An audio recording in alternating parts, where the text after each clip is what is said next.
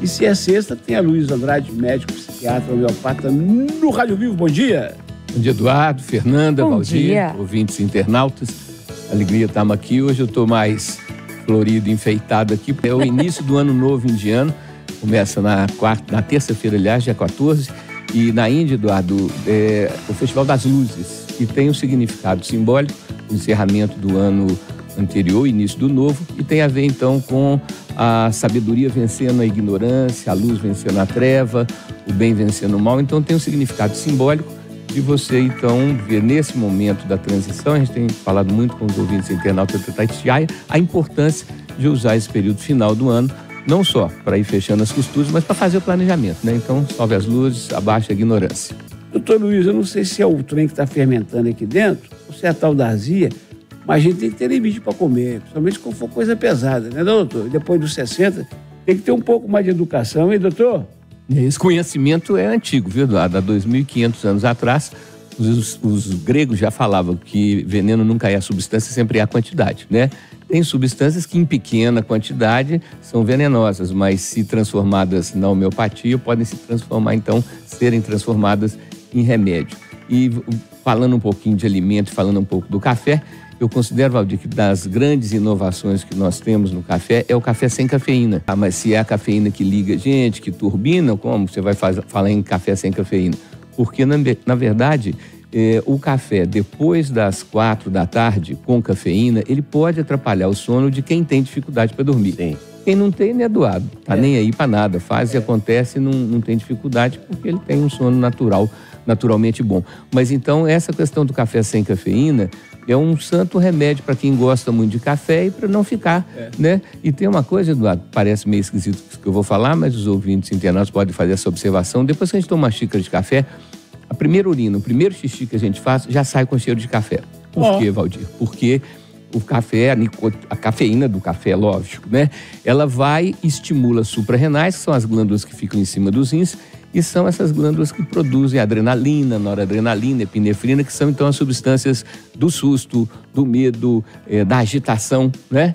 Então a questão da adrenalina tem essa ligação. Então o organismo, logo que a gente toma um café, ele já toma providência do rim filtrar e colocar a cafeína do café para fora. Me recomendaram, você deve evitar a cerveja, evitar o uísque, evitar o café. Eu falei, não.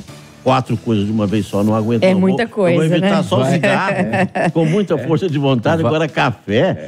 Vai entrar em abstinência, né, Valdir? E isso é interessante, o café, quando a pessoa tem um costume frequente, cotidiano, quando ela interrompe bruscamente, o que dá de dor de cabeça, o que dá de síndrome de abstinência mesmo. E não é impressão, não é mental e emocional, não é físico, o organismo sente falta. O melhor para largar qualquer hábito é procurar ajuda? Olha, tem que fazer um planejamento, Fernanda. Tem que organizar uma lista de etapas, né? Porque mudar é algo muito difícil. Fernando Pessoa, poeta português, tem até um texto falando sobre quanto é difícil mudar.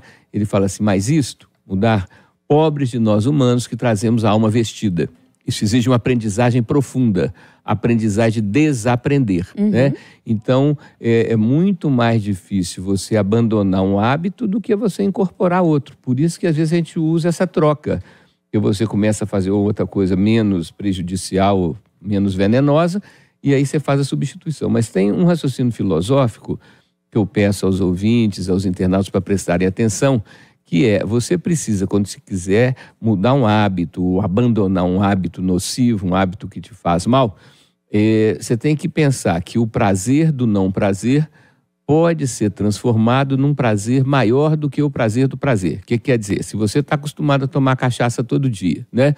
Um dia que você se esforçar para não tomar, você tem que filosoficamente, Valdir, filosoficamente, eu falo, na sua mente, você tem que se convencer de que você não tomar aquela cachaça que todo dia você toma, não tomar naquele dia, você pode ficar mais satisfeito do que se tomar. Então, o prazer do não prazer pode ser transformado num prazer maior do que o do prazer se você consegue fazer esse jogo mental consigo mesmo, né?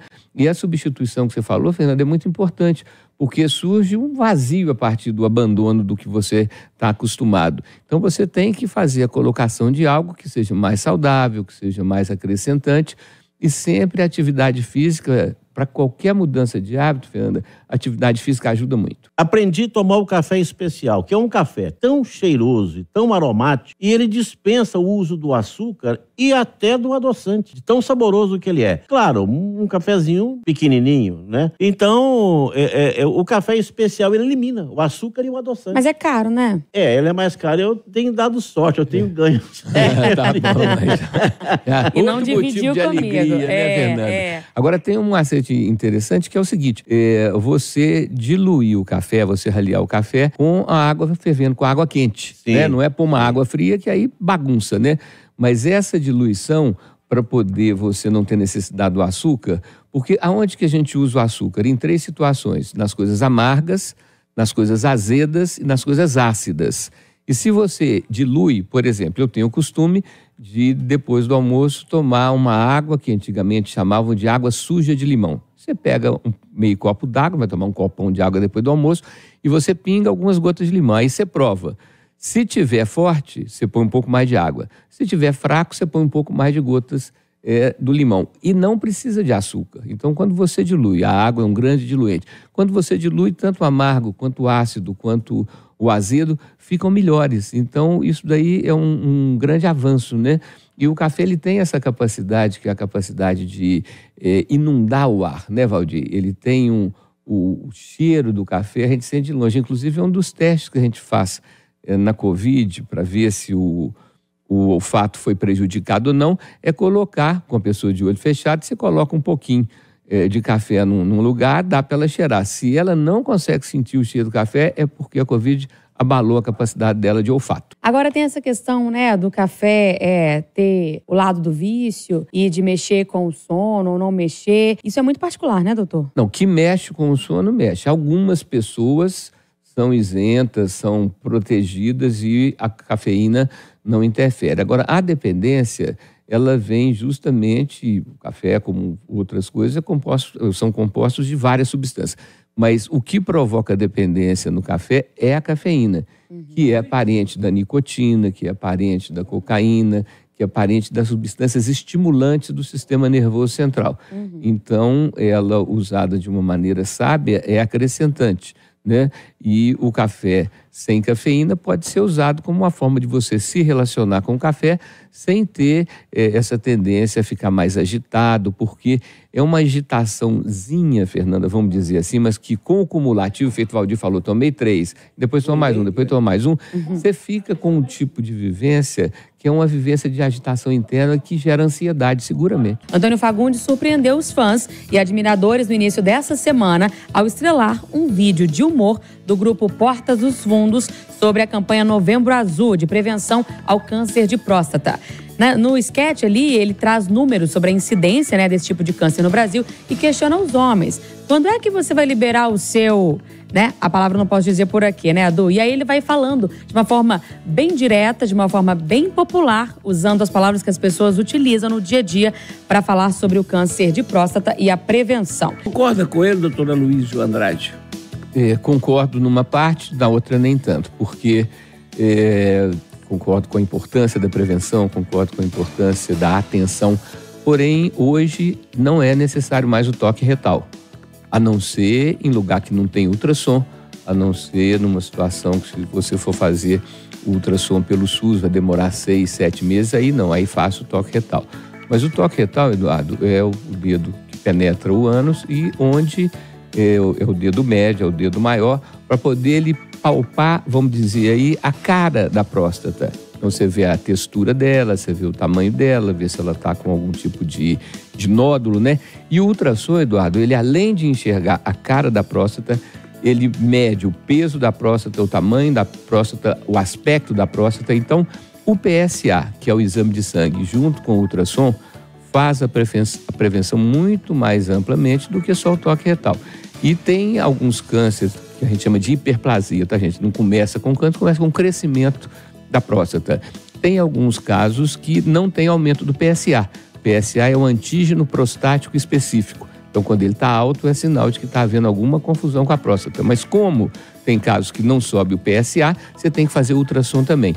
E a recomendação, Eduardo, tem muito médico que fala assim, daqui a 3 anos você volta, eu acho que esses exames, o ultrassom, que não é um exame invasivo, né, que não tem nada de entrar dentro do corpo, ele ser feito a cada 6 meses, tanto ultrassom abdominal quanto pélvico, tanto para as mulheres quanto para os homens, Eduardo. E o que eu ouço com uma certa frequência desses médicos é de que o toque ainda é essencial. Não, isso é uma cultura que a medicina tem, Eduardo, de radicalizar, porque, é feito, eu estou te dizendo, se o ultrassom consegue medir o tamanho, medir o peso e ver o aspecto da próstata, como que um dedo vai enxergar mais do que um aparelho sofisticado como o ultrassom? Isso é um tipo de cultura que vem sendo, né, vai passando dos professores para os alunos e eles repetem meio tipo papagaio. Isso não é verdade. O toque retal é dispensável se houver feitura do PSA e se houver ultrassom. E ultrassom, como hoje muitos médicos e empresas compraram ultrassons, então o preço barateou muito, Eduardo. Era muito caro o ultrassom. Hoje não é esse absurdo. Então, me desculpa discordar desses médicos, mas é fato que o ultrassom enxerga muito mais do que o dedo. Até porque, né, Valdir, o dedo não tem olho, né? Eu não tenho preconceito nenhum. Anualmente eu faço exame de a colonoscopia, faço tudo, né? Não tem problema. Agora, as pessoas preconceituosas mais velhas, isso aí eu acho que agride. Agora, o humor, Eduardo, ele é uma embalagem muito mais palatável, muito mais digerível, vamos dizer assim, do que uma fala séria, uma fala vetusca, aquelas falas assim, né? Então o humor, ele faz um papel que antigamente, falando nessa área, a vaselina fazia, né? Ele flui, faz a coisa ser mais aceitável, faz a coisa ser mais acolhida, né?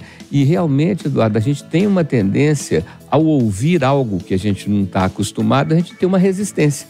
Então, se é falado de uma forma alegre, de uma forma divertida, que não vai usar isso que o Valdir falou, que é de usar essa coisa do preconceito, de usar de crítica, de fazer um tipo de, vamos dizer assim, de tirar um segmento, né? Então, o humor que não é humor ácido, que não é humor irônico, que não é um humor sarcástico, é muito bem-vindo. Um carro estacionado dentro de uma farmácia, na região da Savassi, e aparece o gatuno.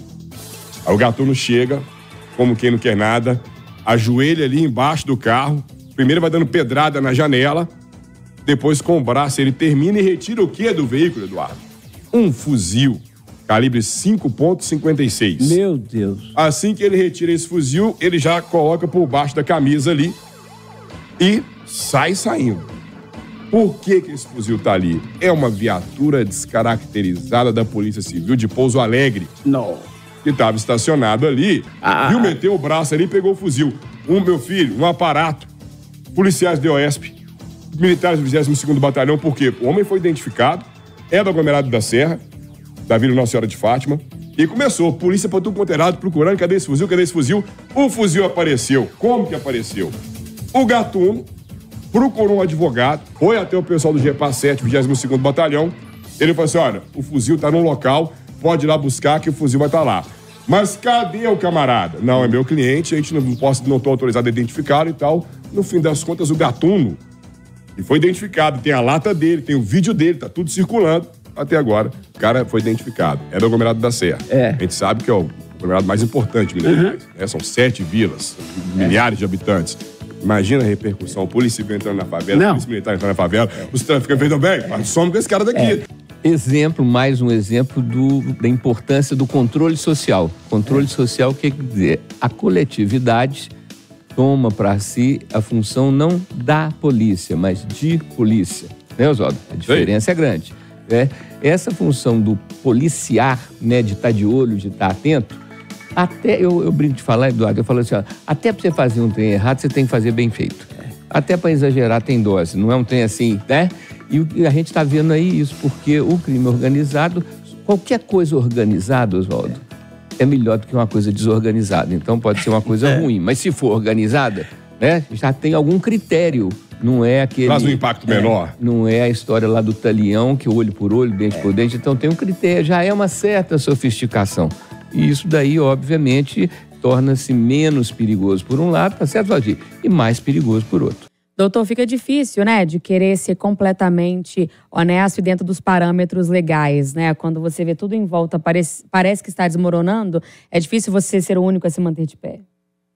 Mas eu acho que é até um estímulo, né, Fernando? Eu acho que ao invés de você desanimar, de você desacreditar da ideia de que o bem é melhor do que o mal, que você acrescentar é mais desejável do que você retirar, né? Ou seja, a vida social envolve, Fernando, um relacionamento que é eles falam em inglês win-win, que seria ganhador-ganhador, né? Eu me dou bem convivendo com você e você se dá bem convivendo comigo.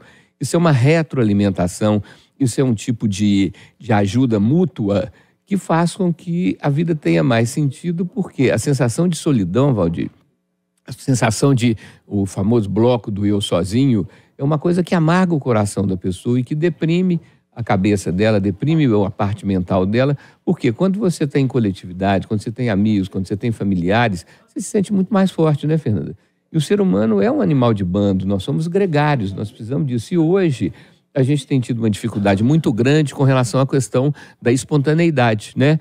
Com essa questão dos assédios, com essa questão de qualquer coisa que você falar, alguém se sente ofendido, alguém pode dizer que foi uma indireta que você deu para a pessoa. Então, a gente está com muita dificuldade para ser espontâneo. Mas é uma das coisas melhores que existe quando você está entre suas pessoas de confiança, você poder fazer uma brincadeira que não tenha a questão do sarcasmo, que não tenha a questão da ironia, né?